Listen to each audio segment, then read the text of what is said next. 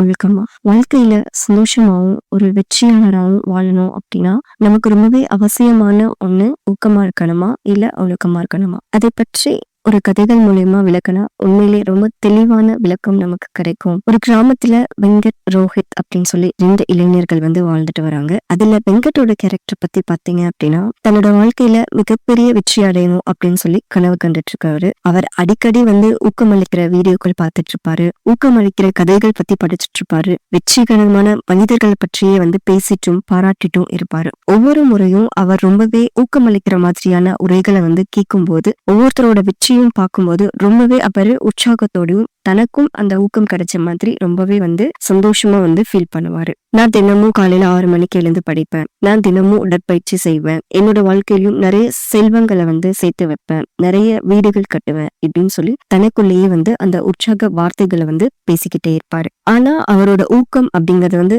நீண்ட நேரம்லாம் நீடிக்கிறது கிடையாது. சில நேரங்கள் அவர் அந்த மாதிரி உற்சாகம் அளிக்கக்கூடிய மாதிரியான ஒரு விஷயங்களை பார்க்கும்போது மட்டும்தான் அவ்வளவு உற்சாகம் அவருக்குள்ள ஊக்கம் கொடுக்கிற மாதிரியான விஷயங்களா இருக்கும். அந்த நாட்கள் அவர் கடந்து வர ஆரம்பிச்சிட்டாங்க அப்படின்னா அந்த ஊக்கமும் கொஞ்சம் கொஞ்சமா குறைஞ்சுக்கிட்டே வந்துடும். சில நாட்கள் கழிச்சு அவங்க ஒரு பழைய நிலைமைக்கு இயல்பான மனிதரா வாழ ஆரம்பிச்சிருவாங்க. ஒரு நாள் வெங்கட் தன்னோட நண்பரான ரோஹித்தை சந்திக்கிறாங்க.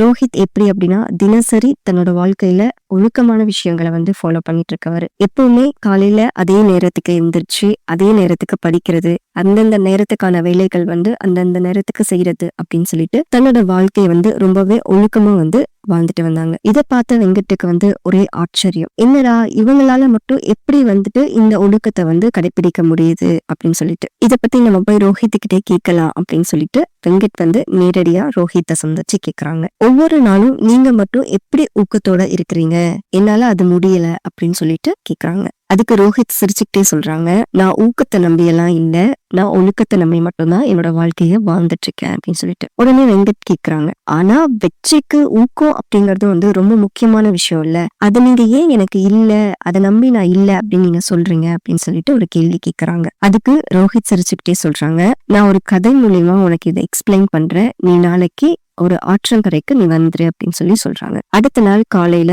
அதே மாதிரி அவங்க 2 பேரும் ஆற்றங்கரையில மீட் பண்ணிக்கிறாங்க. அந்த இடத்துல ஒரு மீனவர் மீன் பிடிச்சிட்டு இருக்காங்க. அந்த மீனவர்கிட்ட ரோஹித் வெங்கட்டை கூட்டிட்டு போயிட்டு, அன்னைக்கு நீங்க எனக்கு ஒரு கதை சொன்னீங்க இல்லையா ஊக்கம் அளிக்கிறத பத்தி, அதே கதைய என்னோட நண்பர்கிட்டயும் நீங்க கண்டிப்பா சொல்லணும், அவரும் அதை தெரிஞ்சுக்கிட்டு வாழ்க்கையில ஒரு ஒழுக்கத்தோட வாழணும்னு நினைக்கிறாரு, நீங்க தான் அதுக்கு உதவி செய்யணும் அப்படின்னு சொல்லிட்டு சொல்றாங்க. அதுக்கு அந்த மீனவரும் சிரிச்சுக்கிட்டே கண்டிப்பா நான் உங்களுக்கு சொல்றேன் அப்படின்னு சொல்லிட்டு பேச ஆரம்பிக்கிறாரு. ஒவ்வொரு நாளும் நான் இங்க வந்துதான் மீன்களை பிடிச்சிட்டு போறேன். எந்த சூழ்நிலையா இருந்தாலும் சரி, வெயிலா இருந்தாலும் சரி, குளிரா இருந்தாலும் சரி, மழையா இருந்தாலும் சரி, புயலா இருந்தாலும் சரி, என்னோட தொழிலை நான் விடுறது கிடையாது. நான் அன்றாடம் என்னோட வாழ்க்கையில இந்த நேரத்துக்கு இவ்வளவு மீன் கிடைக்கும் அப்படின்னு சொல்லிட்டு நான் வந்தேன் அப்படின்னாதான் என்னால அந்த மீன் பிடிச்சிட்டு போய் என்னோட வாழ்க்கைய ஒரு சாதாரண சராசரி வாழ்க்கை என்னால அன்றாடம் வாழ முடியும் அப்படிங்கறத எடுத்து சொல்றாரு. இதுவே நான் ஊக்கம் கிடைக்கிற நேரத்துக்கு மட்டும் நான் என்னோட வேலையை செஞ்சுட்டு இருந்தேன் அப்படின்னா அந்த நேரத்துக்கு மீன்கள் கிடைக்குமா அப்படிங்கிறது தெரியாது.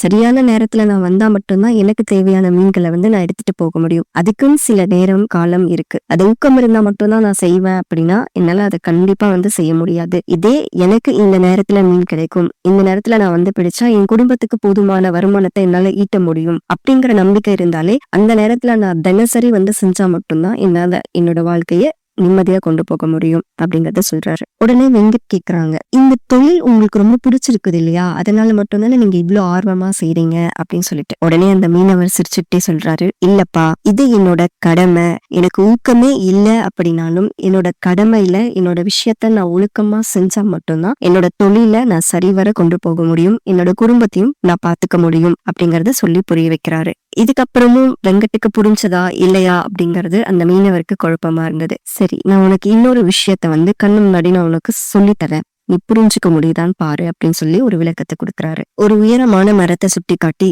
நீங்க எப்போதாவது மூங்கில் மரத்தோட கதையை கேள்விப்பட்டு இருக்கிறீங்களா அப்படின்னு சொல்லி வெங்கட் கிட்ட கேட்கிறாரு. ஆனா வெங்கட் இல்ல எனக்கு அதை பத்தி தெரியாது அப்படின்னு சொல்றாங்க. உடனே அந்த மீனவர் வந்து சிரிச்சுக்கிட்டே சொல்ல ஆரம்பிக்கிறாரு. ஒரு விவசாயி ஒரு முறை வந்து ஒரு மூங்கில் விதைய வந்து நட்டு வைக்கிறாரு. ஒவ்வொரு நாளும் அதுக்கு வந்து அவர் தண்ணி ஊத்திக்கிட்டே இருக்கிறாரு. அந்த சூரிய ஒளி படும்படியான இடத்துல வச்சுட்டு அதுக்கு தேவையான விஷயங்கள்லாம் வந்து அதுக்கு கொடுத்துக்கிட்டே இருக்காரு. அவரால எவ்வளவு முடியுமோ அவ்வளவு வந்து கொடுத்துக்கிட்டே இருக்காரு. ஆனா அந்த மூங்கில்ல வந்து எந்த வளர்ச்சியுமே இல்ல. மக்கள்லாம் வந்துட்டு அவரை பார்த்து சிரிக்கவே ஆரம்பிச்சிடுறாங்க. இந்த இடத்துல எந்த ஒரு வளர்ச்சியுமே இல்ல, எந்த ஒரு செடியுமே இல்ல. ஆனா நீ ஏன் அதுக்கு பார்த்து பார்த்து சூரிய ஒளி விழுற மாதிரியும் தண்ணீர் கொடுக்குற மாதிரியும் உன்னோட வேலைகளை வந்து நீ தொடர்ந்து பண்ணிக்கிட்டே இருக்கிற, இதனால உன்னோட நேரத்தையும் தேவையில்லாத உன்னோட எனர்ஜியும் தான் நீ வீணடிச்சிட்டு இருக்க அப்படின்னு சொல்லிட்டு ரொம்பவே ஏளனமா பேசிட்டு இருக்காங்க. ஆனா அந்த விவசாயிக்கு அதை பத்திலாம் எந்த கவலையும் இல்ல. நீங்க என்ன வேணா பேசுங்க, என்னோட கடமையை நான் செய்யறேன் அப்படிங்கிற மென்டாலிட்டியோட அவர் தினமும் இந்த வேலையை வந்து செஞ்சுக்கிட்டே இருக்காரு. தண்ணி ஊத்துறது, அதுக்கு தேவையான விஷயங்கள் வந்து பார்த்து பார்த்து செய்யறதுன்ட்டு. முதல் வருஷம் பாக்குறாங்க,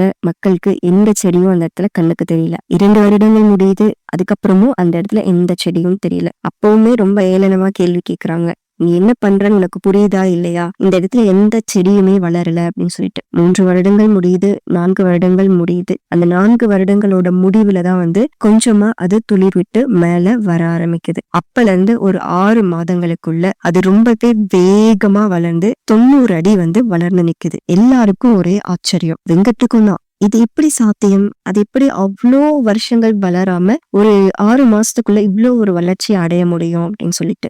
அதுக்கு அந்த மீனவர் சொல்றாரு, அது ஒவ்வொரு நாளும் தன்னோட வேர ரொம்ப வலுவாக்கி உள்ளுக்குள்ள வளர்ந்துட்டு இருந்தது. இந்த வலுவான வேரோட வளர்ச்சி தான் 6 மாசத்துல 90 அடி உயர்ந்து நிக்கிற அளவுக்கு இந்த மரம் வந்து வளர்ந்து நின்று இருக்கு. சோ ஒரு நாளும் உன்னோட வளர்ச்சியை நீ சரிவர பாத்துக்கிட்டே இருந்த அப்படின்னா கண்டிப்பா ஒரு நாள் நீ எதிர்பார்க்காத நேரத்துல நீ எதிர்பார்க்காததை விட வளர்ந்து நீ நிக்கிற அளவுக்கு உன்னோட ஒழுக்கம் உன்னை அப்படி தூக்கி நிறுத்தும் அப்படிங்கறத புரிய வைக்கிறாரு.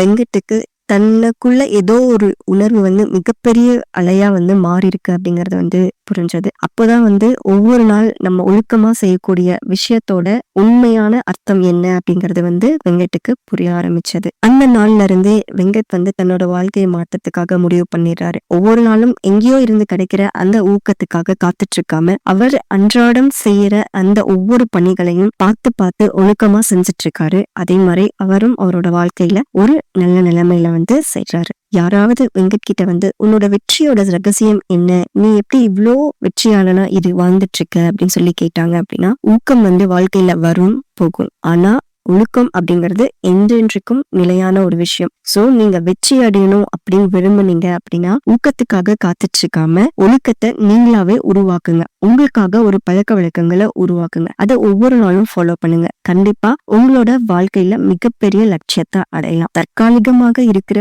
ஊக்கத்தை மட்டுமே நீங்க போக்கஸ் பண்ணி இருக்காம அன்றாடம் கொஞ்சம் கொஞ்சமா சின்ன விஷயங்களா தெரிஞ்சாலும் அன்றாடம் உங்களோட வேலையை வந்து நீங்க போக்கஸ் பண்ணி செஞ்சீங்க அப்படின்னா கண்டிப்பா உங்களோட வாழ்க்கையில மிகப்பெரிய வெற்றி அடைய முடியும் அப்படிங்கறத மத்தவங்களுக்கும் எடுத்து சொல்றாங்க. வெங்கட்டோட வார்த்தைகள் வந்து கிராமத்துல இருக்க மற்ற எல்லாரையும் வந்து ரொம்பவே ஊக்கப்படுத்துச்சு. ஒரு காலத்துல அவனை பார்த்து சிரிச்சவங்க கூட இப்ப அவனோட பாதையை ஃபாலோ பண்ணி அவங்களோட வாழ்க்கையில முன்னேறதுக்காக யோசிச்சுட்டு இருக்க காலம் வந்துருச்சு. வெங்கட் தன்னோட வாழ்க்கையில மட்டும் இல்லாம தன்னோட சுற்றும் இருக்க உறவுகள், நண்பர்கள், சொசைட்டில இருக்க அத்தனை பேரும் நல்லபடியா வளர்றதுக்கு அவரோட ஒழுக்கம் வந்து காரணமா இருக்கிறத நினைச்சு ரொம்பவே சந்தோஷப்படுறாரு. ஒரு நாள் ஒரு சின்ன பையன் வந்து வெங்கட் கிட்ட கேக்குறாங்க, நான் தோல்வி அடைஞ்சிட்டா என்ன செய்யறது அப்படிங்கிற பயம் எனக்கு இருக்கு அப்படின்னு சொல்லிட்டு. அதுக்கு வெங்கட் சொல்றாங்க, தோல்வி அப்படிங்கறது வந்து ஒரு பாடம் மட்டும்தான், முடிவு கிடையாது. ஒவ்வொரு தோல்வியும் உனக்கு ஒரு புதிய விஷயத்த கண்டிப்பா கத்து கொடுக்கும், உன்னை இன்னுமே வலுவாக்கும். உன்னோட வாழ்க்கையில எவ்வளவு பெரிய சோதனைகள் வந்தாலும் அது எல்லாமே தகர்த்தெறிஞ்சிட்டு நீ ஒரு நல்ல நிலைமைக்கு வர்றதுக்கு அந்த சோதனைகள் எல்லாமே